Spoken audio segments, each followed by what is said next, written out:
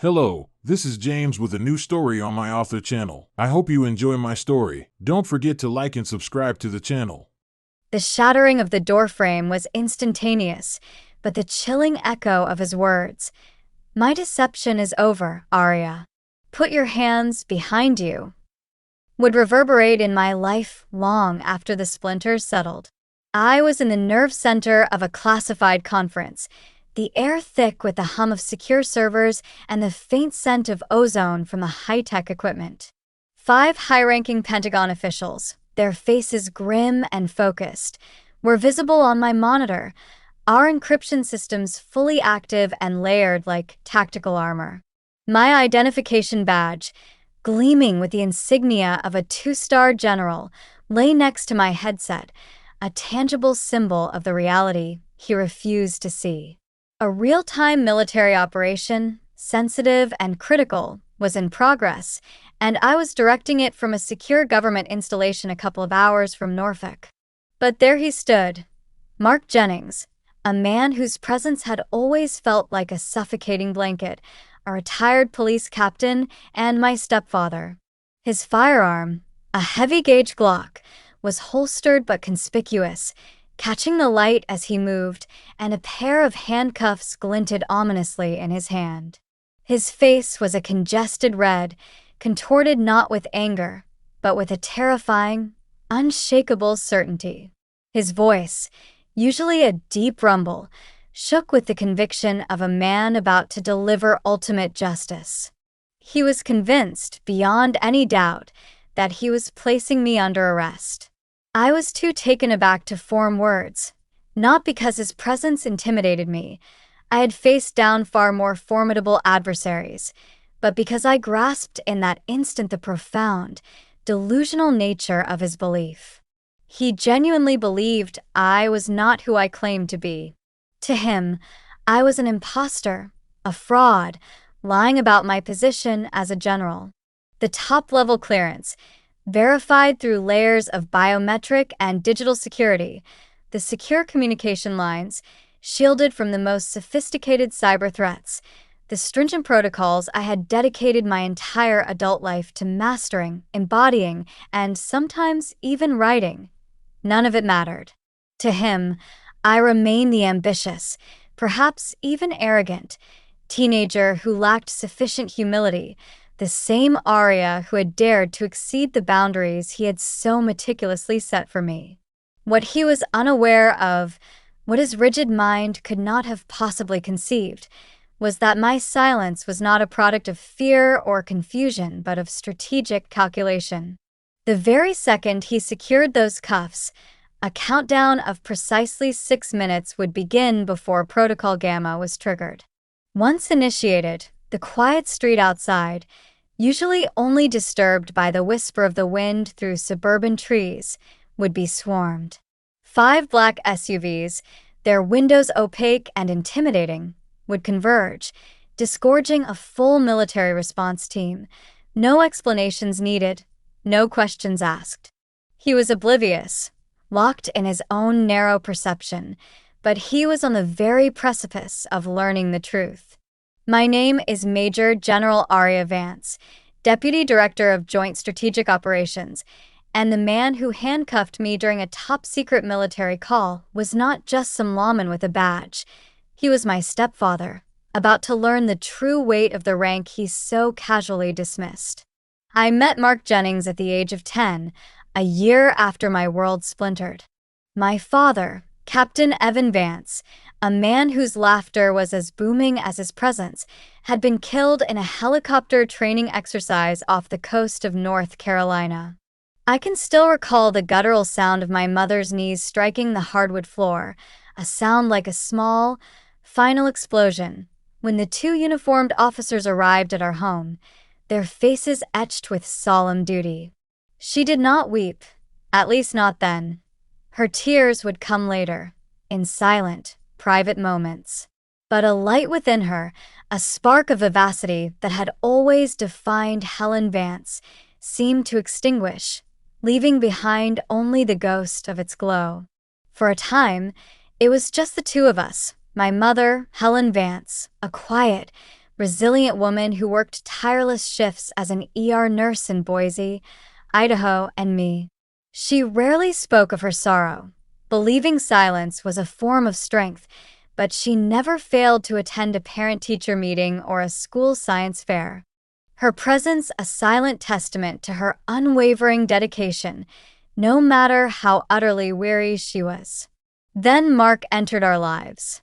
He was the town's new police captain, arriving like a force of nature, tall and authoritative, with a heroic bearing that seemed to make others stand taller, straighter, in his imposing presence. He met my mother at a hospital fundraiser, a casual encounter that blossomed into a whirlwind courtship.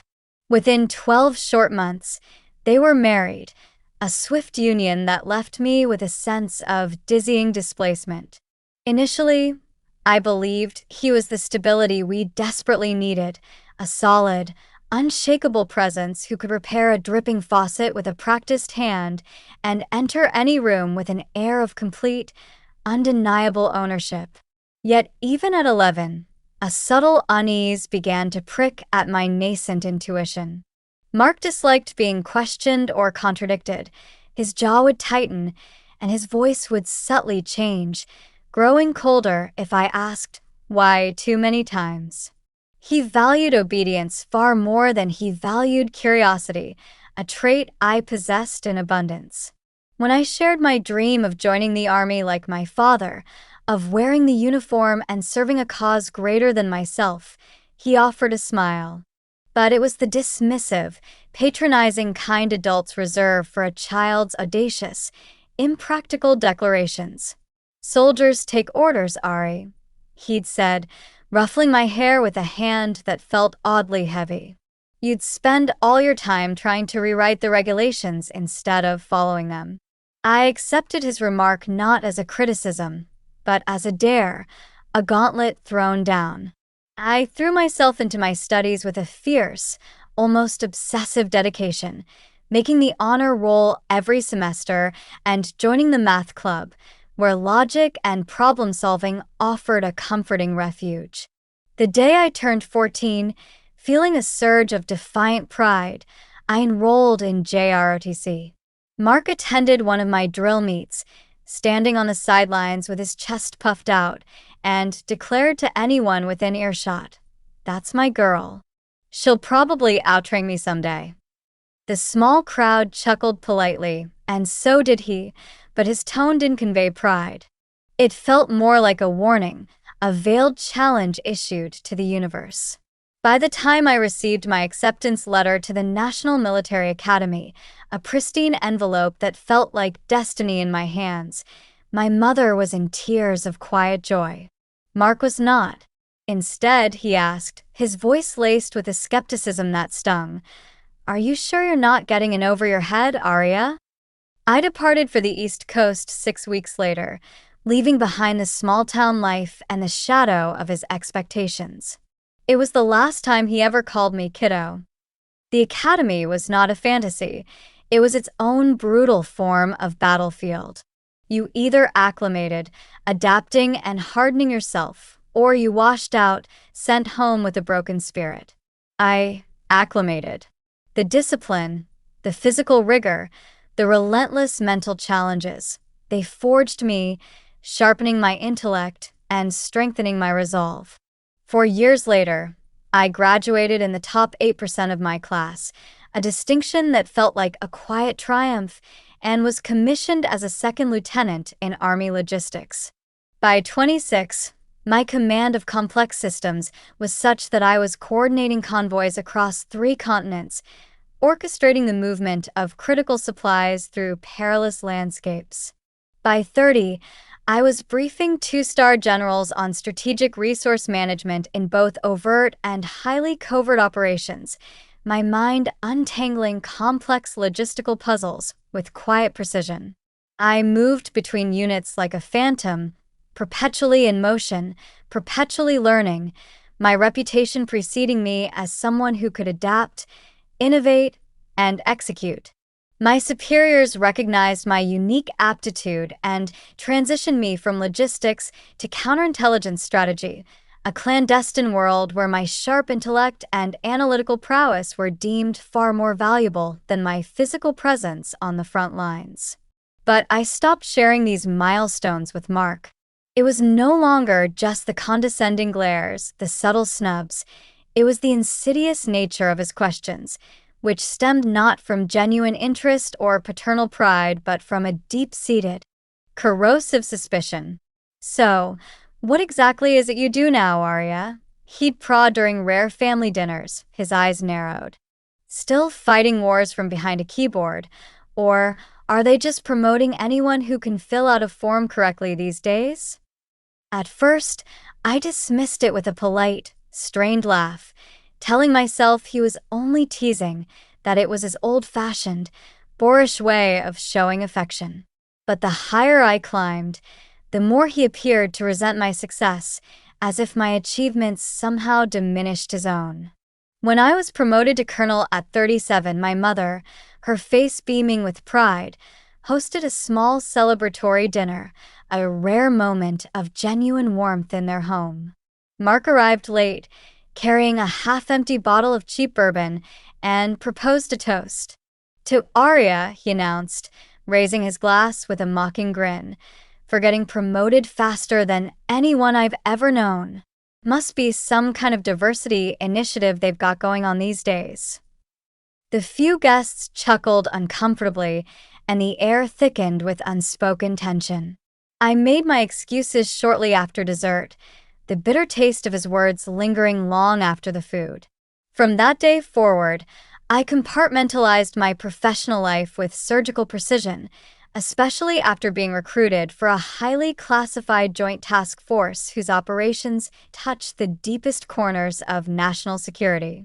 Operational secrecy was a requirement of the job, a sacred oath, but with Mark, it became a matter of self-preservation. He simply could not tolerate being uninformed, being denied access, not being the most authoritative, knowledgeable figure in any room he occupied.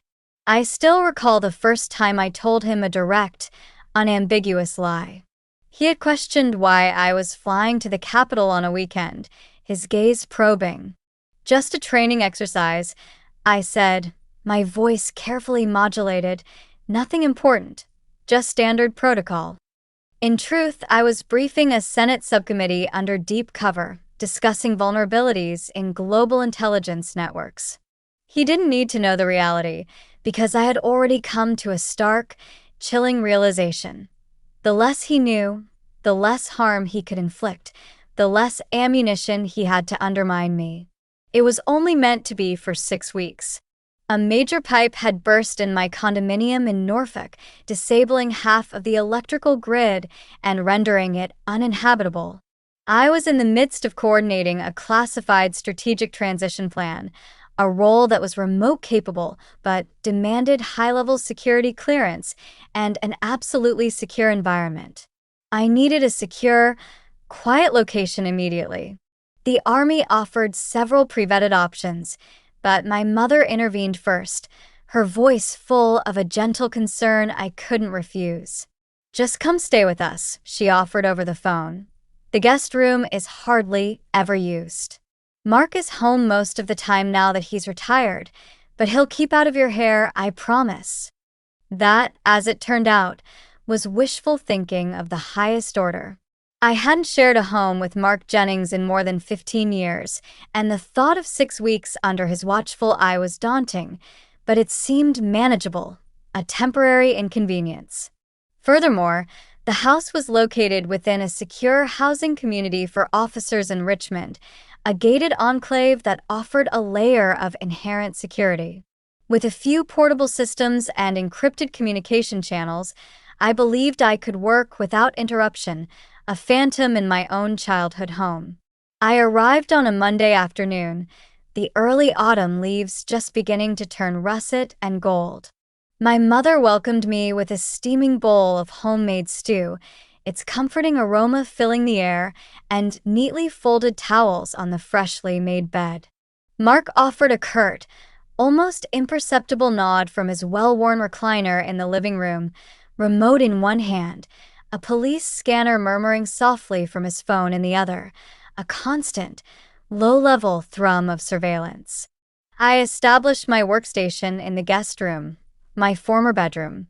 It still had the same pale blue walls, faded slightly with time, and the familiar, almost musical creaky floorboard near the closet. But now it also had a new lock on the door. A heavy-duty deadbolt, a standard requirement for secure remote communications in a non-military facility. Initially, things went smoothly, a deceptive calm before the storm. My mother, bless her, respected my need for privacy, knocking gently before she entered, and even learning to recognize the red indicator light on my door that signified a live, secure connection. Mark, however, was a different story, a gathering storm cloud on the horizon. On the second day, he interrupted me 3 times during a single, crucial call, his knocks growing progressively louder, asking if I needed coffee, if I had seen the dog's leash, and if the air from the ceiling vent felt right to me.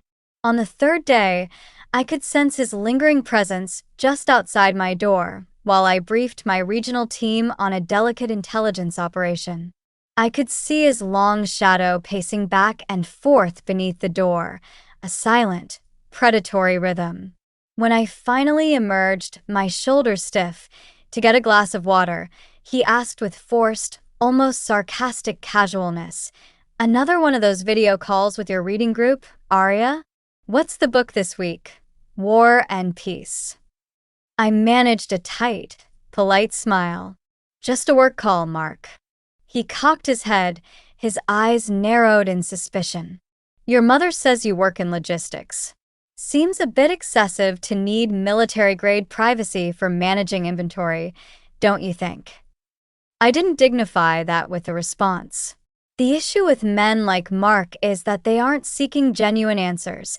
They are seeking validation for the distorted narrative they've already constructed in their minds, a narrative where they are always the smartest, the most astute, the ultimate authority.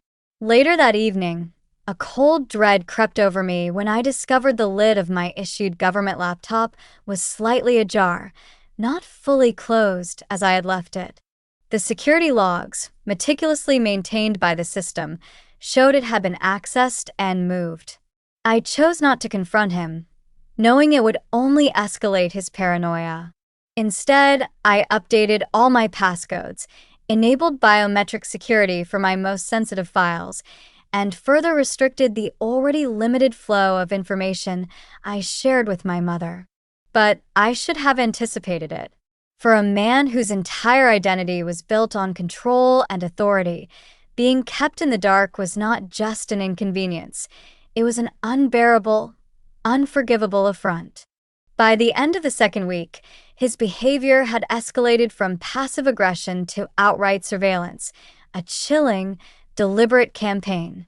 Mark had always been obsessed with situational awareness, a trait he'd drilled into me during childhood, recounting news reports as if they were tactical briefings, perceiving complex patterns that, at least in his own mind, no one else could see. Now, I had become the pattern. I began discovering small, incriminating notes scribbled on the pad by the kitchen telephone. Wednesday, 14:23-minute call. Use term exfil twice. Suspicious.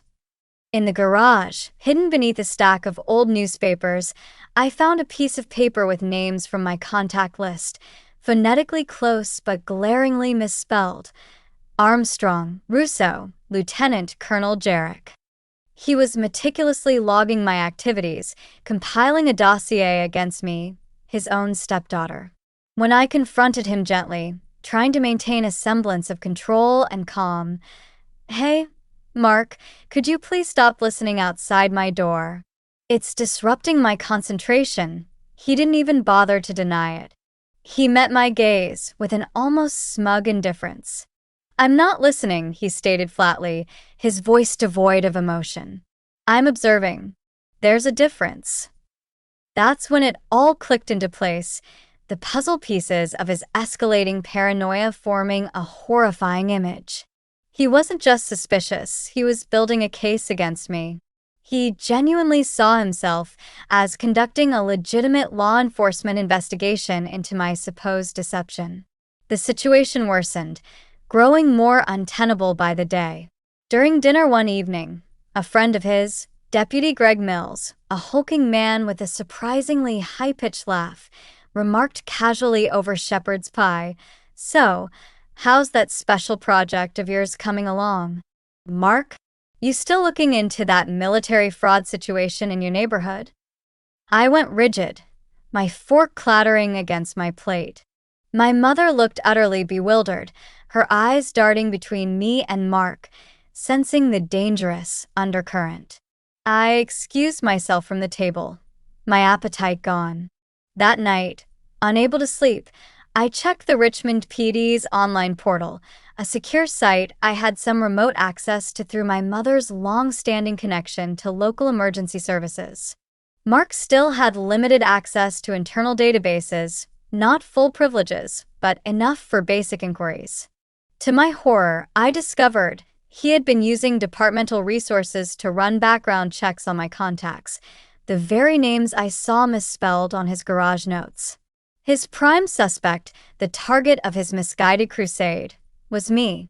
The following morning, I walked into the kitchen to find him sitting at the table, casually holding my personal phone, his thumb scrolling through my text messages, his face utterly devoid of shame or remorse. "You've been deleting your messages, Arya," he said, his voice flat, accusatory. "That's tampering with evidence in an ongoing investigation." I didn't lunge. I didn't scream. I didn't even raise my voice. I walked over, my movements slow and deliberate, and calmly took the phone from his grasp. "That Mark," I said, my voice low but carrying the weight of authority, "is a federal offense. You are accessing a federal officer's personal device." He shot up from his chair, his face darkening with rage, the mask of calm dropping away. "No, what you're doing is the federal crime," he retorted, his voice rising. "You're posing as an officer. Do you really think I can't distinguish between an authentic soldier and someone playing make-believe with secure software in their mother's guest room?" I looked at him then, truly looked at him, and saw that he no longer saw me, his stepdaughter. He saw only a challenge to his authority, a rogue element in the home he believed he still commanded, an affront to his self-appointed role as protector and arbiter of truth. "I have protected this community for 30 years, he spat, gesturing around the kitchen as if it were a courthouse. "I know when someone is hiding something. I can smell a liar a mile away. And I have protected lives you will never even read about in your precious news reports, lives that exist in the shadows beyond your limited scope," I replied, my voice steady, unyielding. "This is not your jurisdiction, Mark. You are out of your depth." But that word, jurisdiction, must have been the final straw, the spark that ignited the powder keg of his simmering resentment. The next evening, I heard him on the phone in the garage, his voice low and conspiratorial. "She uses that room like a goddamn command post. Long calls, high-level jargon. No one can verify her rank. What if she's lying? I have reasonable cause, Greg. I need to make an arrest." That was it. He had not only convinced himself of my supposed guilt, but he had also persuaded himself that he was the only one intelligent enough, courageous enough, man enough to expose me. He wasn't just crossing a line. He had completely obliterated it, charging headlong into a battlefield he couldn't possibly comprehend. The operation was given the green light at 0700 hours. At 0732, I received the encrypted briefing materials, my heart hammering with a mixture of adrenaline and anticipation. At 0746, I locked my door, double-checking the deadbolt, and initiated the authentication protocols, the sequence of clicks and biometric scans a familiar ritual. This was not just another strategic planning session. It was a live field operation, codenamed Desert Sentinel, that had been months in the making, involving multiple agencies and foreign assets. I had personally designed the contingency plans, meticulously accounting for every variable. The room was silent, save for the faint hum of my equipment functioning perfectly. As a final precaution, a ripple of unease still tracing its way through me, I sent a text to my mother. Going live. No interruptions. Critical comms. She responded instantly, with a thumbs-up emoji. But even with all the preparations, all the layers of security, I felt a subtle, almost imperceptible change in the atmosphere outside my room. The quiet was not the calm of an empty house. It was a deliberate, controlled silence, like the held breath before a storm. I knew Mark hadn't gone for his usual morning walk. I hadn't heard the telltale creak of the front door opening. At precisely 0800, the secure channel connected. 4 faces materialized on my screen. General Armstrong, his expression grim. Colonel Russo, his eyes sharp and analytical, and 2 joint operations directors, their faces etched with the weight of the mission. It was all business, all classified, no room for pleasantries. We immediately got to work, reviewing live intelligence feeds, analyzing satellite imagery, identifying exfiltration windows, and assessing civilian impact overlays. I was leading the briefing, my voice a calm anchor, coordinating contingency routes while Russo provided rapid updates on dynamic weather patterns in the target zone. 22 minutes into the briefing, just as I was detailing a critical extraction point, I heard it, a faint, metallic click, followed by another. The doorknob wasn't just jiggling, it was being turned slowly and deliberately, a heavy object scraping against the wood. My blood ran cold, but my voice remained steady. I muted my microphone, the action instinctual. Secure call in progress. Do not enter, I stated, my voice projected with calm, absolute authority, echoing slightly in the small room. There was a moment of pregnant silence, and then a loud, violent crack that tore through the quiet. The door flew open, splinters of pale blue wood flying across the floor like shrapnel. Mark stood framed in the doorway, his chest rising and falling heavily, his face flushed and contorted with a triumphant, crazed glee. The handcuffs, his instruments of so-called justice, were now unmistakably in his hand. Your deception is over, Arya, he said, his voice sharp and unsteady, but radiating perverse satisfaction. Put your hands behind your back. Now. I remained perfectly still. On my screen, the 4 high-ranking faces were frozen, their expressions a mix of disbelief and growing alarm. General Armstrong's jaw was clenched, his eyes narrowed into slits.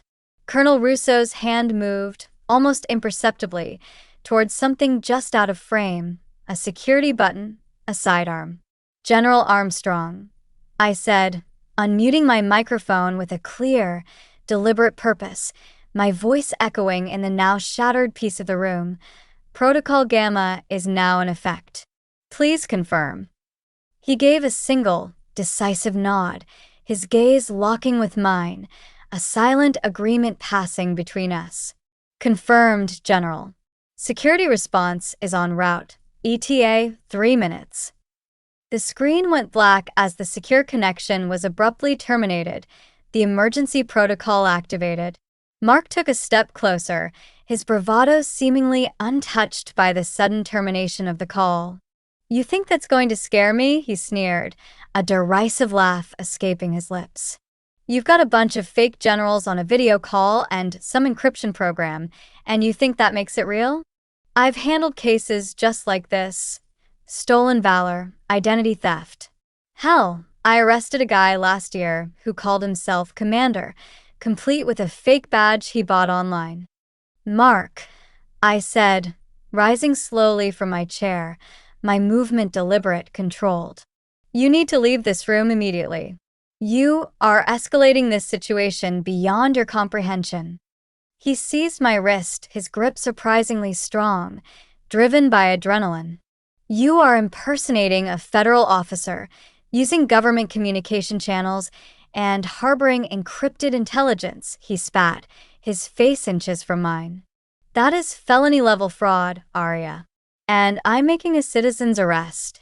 And you, I retorted, my gaze unwavering, are assaulting a uniformed military officer during a classified operation. That is federal interference. He twisted my arm, his face contorted with effort, and tightened the first cuff. I'm detaining you until someone with actual authority can get here and sort this mess out, you fraud. Click. The cold, unyielding metal locked around my wrist. A physical manifestation of his desperate need for control. My mother appeared in the hallway, her face a mask of utter horror, her hands pressed to her mouth. "Mark," she gasped, her voice barely a whisper. "What are you doing?" "I'm protecting national security, Helen," he snapped, his eyes wild, yanking my other arm behind my back with brutal force. "She is not who she claims to be. She never has been." Click. The second cuff snapped shut, binding my wrists behind my back, a familiar training exercise made terrifyingly real. I offered no resistance. I didn't scream, didn't struggle, didn't even flinch. I knew exactly what was about to happen. I could hear it already, a faint, growing rumble in the distance. 3 minutes later, the roar of powerful engines filled the quiet street, followed by the screech of tires, perfectly synchronized, and the rapid slamming of multiple car doors. Mark looked up, his expression shifting from triumphant confidence to utter, bewildered confusion, his head cocked like a startled deer. Through the window, he saw them.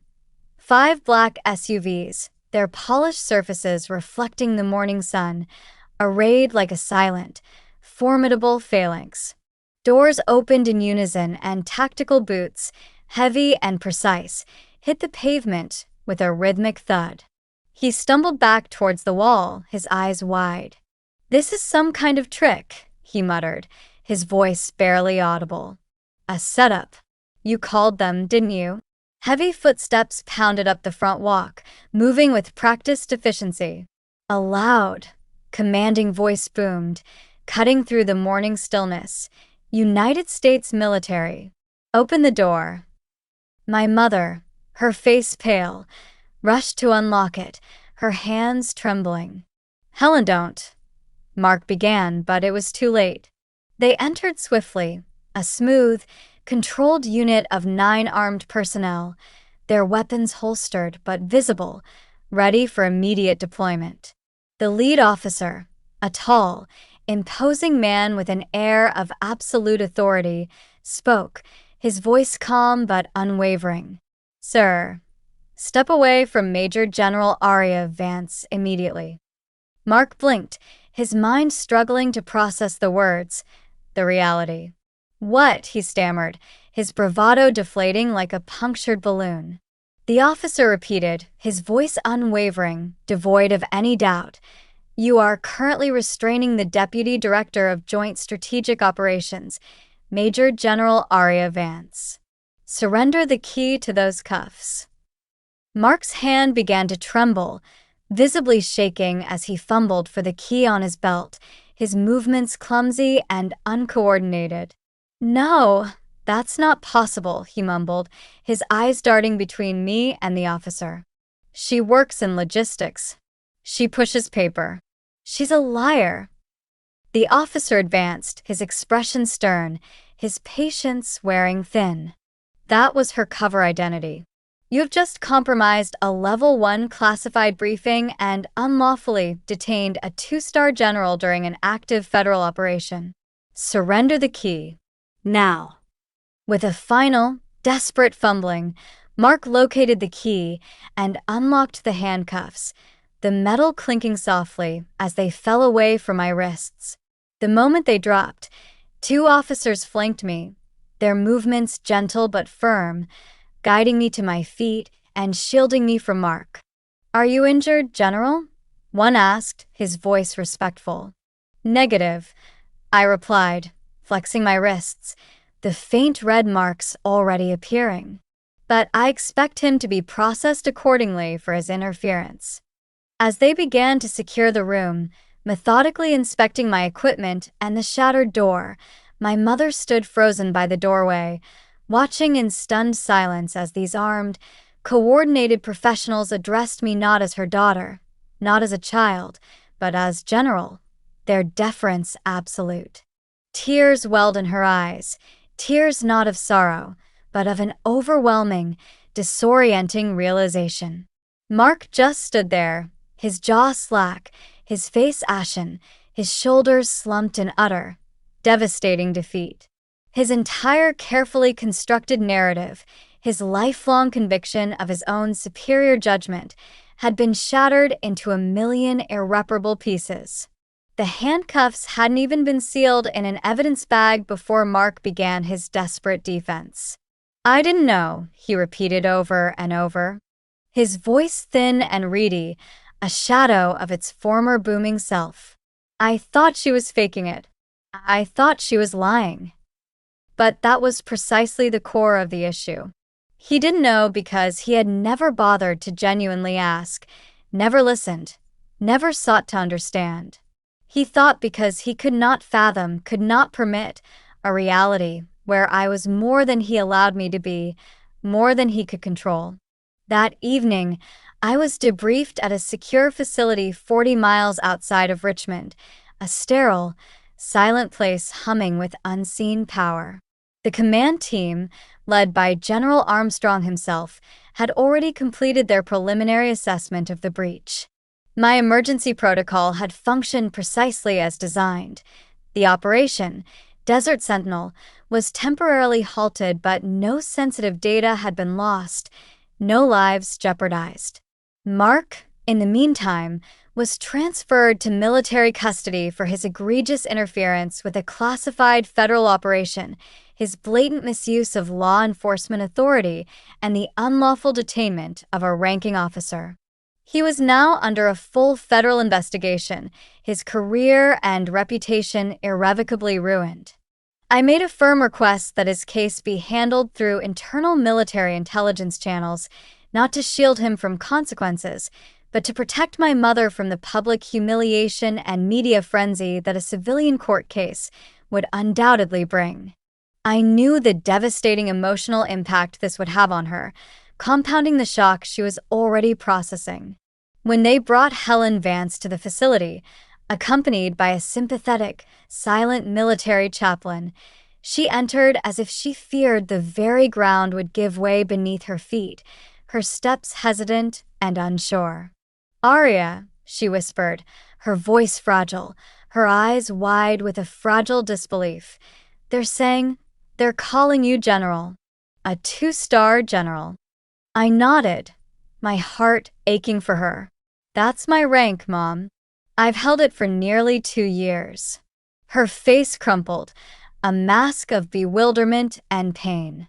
"All this time," she murmured, her voice barely audible, "and you never told us. Not a word." "I couldn't," I said, my voice soft but firm. "Not legally. You know that. You've seen the security warnings on my equipment, the red lights on my door, the protocols. I signed a lifetime non-disclosure agreement. My job requires absolute operational secrecy for the safety of countless others." "But Mark thought you were," she began, her voice rising in a desperate plea for understanding. "He didn't think," I interjected gently, cutting her off before she could complete the thought. "He decided. He chose to believe what fit his own narrow view of the world. He couldn't accept a world where I had become more than he allowed me to be, more than he could define." She sank into a cushioned chair, her gaze distant, lost in a landscape of shattered assumptions. "I always knew you were brilliant, driven, exceptional," she said, her voice laced with a profound sadness. I just I had no idea you were carrying all of this. All that weight, all that responsibility, all that danger. That's the nature of the job, Mom, I said, and its cost. She twisted the simple gold wedding band on her finger, her gaze fixed on some point beyond the wall. When I saw him standing over you like that, with the gun, the cuffs, I didn't even recognize him. It was like he was a stranger. I remained silent. What was there to say? To me, he was not a stranger. He had always required being the ultimate authority, the one who dictated the rules and established the hierarchy. He simply couldn't cope when someone else entered the room already outranking him, already holding a power he couldn't grasp. "Will he go to prison?" she asked, her voice barely a whisper, her eyes finally meeting mine, pleading. "Not a federal one," I replied, offering what small comfort I could. "I've requested internal disciplinary measures, military processing. He will face charges, yes. He will lose his credentials, his pension, his access to law enforcement databases. But he will be given an opportunity to comprehend the gravity of his actions, away from the public eye." Her voice cracked. "And us? What about us, Arya?" "I'll ensure you're taken care of, Mom," I said, reaching out to gently squeeze her hand. "I've already arranged a temporary residence for you in officer family housing on base in a quieter community until this is resolved. You won't have to face any of this alone." She looked at me in a new light then, not just as a daughter, not just as a woman she was only now getting to know, but as a formidable, protective force. They asked if I wished to speak with him, with Mark Jennings. He was being held under administrative observation in a secure wing of the Joint Operations Base, awaiting formal charges, isolated from the outside world. I could have declined, could have walked away without a backward glance, leaving him to the impersonal machinery of justice. But there were things he needed to hear directly from me, not from a judge or a lawyer or a stern-faced officer. From the woman he had tried to diminish, to contain, to break. When I walked into the stark, bare room, he looked up, his eyes vacant, all his defiance, all his arrogant certainty gone. He started to speak, a jumble of excuses forming on his lips, but I held up a hand, silencing him. "You don't get to speak first this time, Mark." He settled back in his chair, a defeated sigh escaping him. I took the seat opposite him, with no table or barrier between us, just two people surrounded by the emotional wreckage they had created. "You once asked me," I began, my voice steady and even, "why I was always so distant, so private, so military. You used to make jokes about it at the dinner table, remember? About my secret life and how I needed to lighten up." His jaw tightened, a muscle twitching in his cheek. "You said I lacked warmth, that I had no softness, that I was too analytical. You even said I couldn't be a proper woman because I refused to yield, to be small, to fit into your predefined boxes." I leaned forward, my gaze unwavering. "You had no idea that I was on active duty, Mark. That every time I left for a contract job, I was operating under classified orders. That while you were calling me a liability and questioning my integrity, I was sitting across from 4-star generals, briefing them on weapon systems integrity and satellite defense strategy, making decisions that saved lives." He said nothing. His hands were clasped together on his lap, his wrists still showing faint red marks from the cuffs he had placed on me.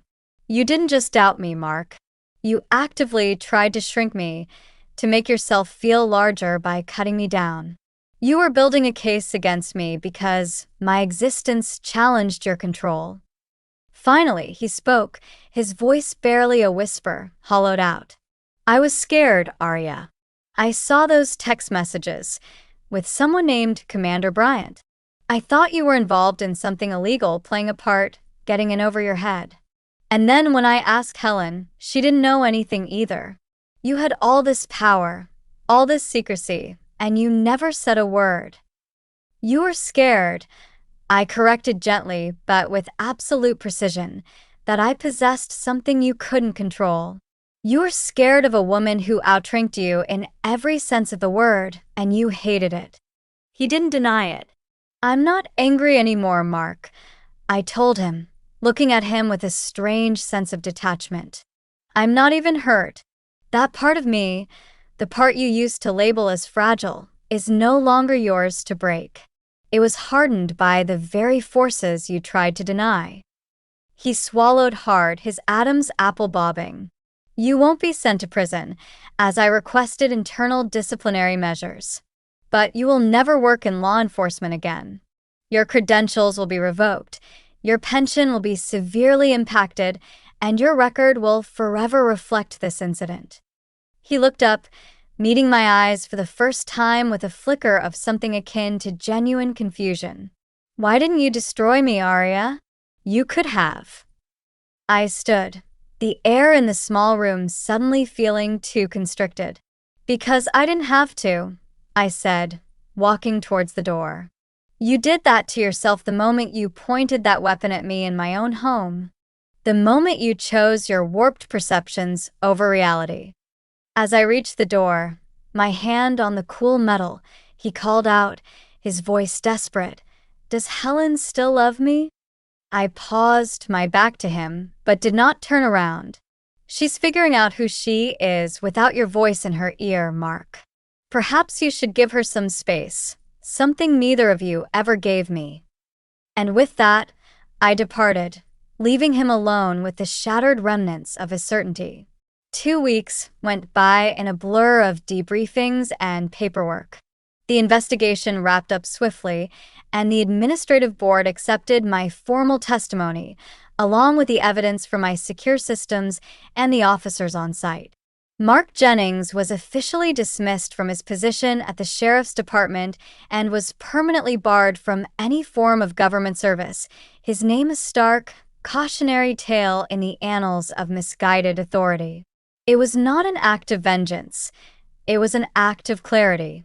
It was finally drawing a definitive line in the sand for myself and for anyone who mistook silence for submission, quiet competence for weakness. But a more difficult, more personal task lay ahead. One afternoon, I parked my unmarked government vehicle in front of my mother's house, the familiar pale blue walls now holding a different meaning. I sat there for nearly 10 minutes before I could bring myself to open the door, my chest tight with a mix of trepidation and resolve. When she answered, Helen looked older, not from fatigue, but like someone who is finally bearing her own weight after years of pretending to be weightless, of living within someone else's gravity. "Hi, Mom," I said, my voice softer than I intended. Her eyes filled with tears instantly, tears that shimmered but did not fall. She held the screen door open and stepped back, allowing me entry. I followed her into the same living room I had once fled with a packed bag and bruised wrists, a decade and a lifetime ago. The television was off. The only sounds were the quiet hum of the house and the gentle breeze coming through an open window.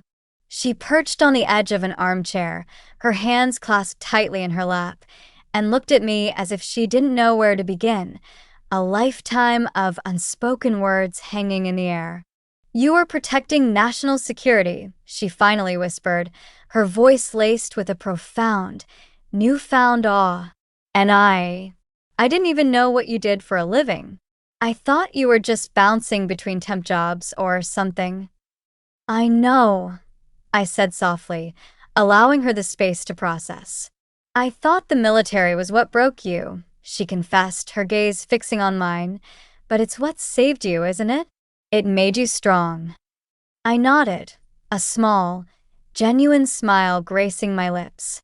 It gave me structure, a purpose. It put me around people who saw my capabilities, not my perceived shortcomings.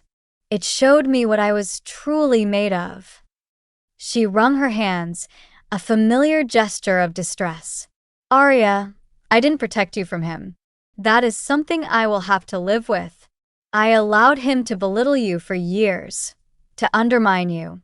I chose my own comfort over the truth of who you were, over what you deserved. I didn't speak for a moment, letting her remorse settle.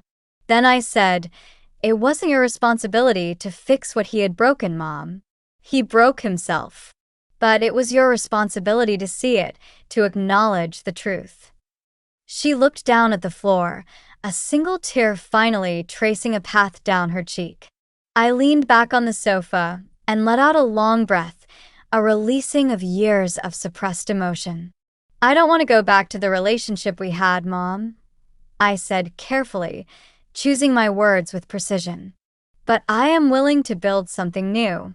If it's honest, if it's reciprocal, if it's not on his terms anymore." Her head snapped up, her eyes wide, a flicker of fierce determination replacing the sadness. "He is not coming back to this house, Arya. Not ever. I won't allow it." I believed her. We sat in a silence that was no longer sharp and painful, but simply still, a quiet understanding blossoming between us. After some time, she stood and walked down the hallway, disappearing for a moment. When she came back, she was holding a photograph, its edges softened with age. It was of me at 16, at a high school science fair, beaming with pride, holding a complex model of a jet propulsion engine I had constructed from soda bottles and spare parts, a testament to my burgeoning ambition. "I kept this in a drawer all these years," she said, her voice soft, her fingers tracing my youthful image. "I never showed it to him. He wouldn't have understood." I smiled, a warmth spreading through me. "You should have had it framed, Mom." She looked at me then with a tenderness I hadn't seen since I was a girl, a profound affection that transcended words. "Maybe now," she whispered, "is the time." A month later, I stood outside a hangar on the base, the crisp morning air carrying the scent of jet fuel and possibility. I was observing a new class of young cadets as they arrived, their faces a mix of apprehension and eager anticipation. It always struck me how new they seemed, how unseasoned, and how much they reminded me of my 21-year-old self, dragging a heavy duffel bag into the academy, hoping someone would see past my name to my potential, to the fire burning within me. Now, they recognized me instantly, snapping to attention and saluting with crisp precision. "General Vance," one of them said, pausing mid-stride, awe in his young voice. "Ma'am." I nodded, a faint smile playing on my lips. "Carry on." The hangar door hummed shut behind me. I walked past the briefing room, that briefing room, and up the stairs to my office. It was quiet here, with just the low hum of a coffee maker and the distant, rhythmic clack of boots on the pavement from a morning drill. I sat at my desk, opened a drawer, and looked at what I kept inside. It wasn't medals or letters of commendation or grand awards. It was a single, simple photograph of my mother and me, taken just a week ago. She had attended a small, private ceremony on the base, standing quietly at the back, but she was present, fully and truly. She was wearing the same navy blue blouse she had worn to my high school graduation, the one Mark never attended. In the picture, her hand rested gently on my shoulder, a gesture of quiet support. She hadn't said much that day, just one sentence before she left, her eyes shining.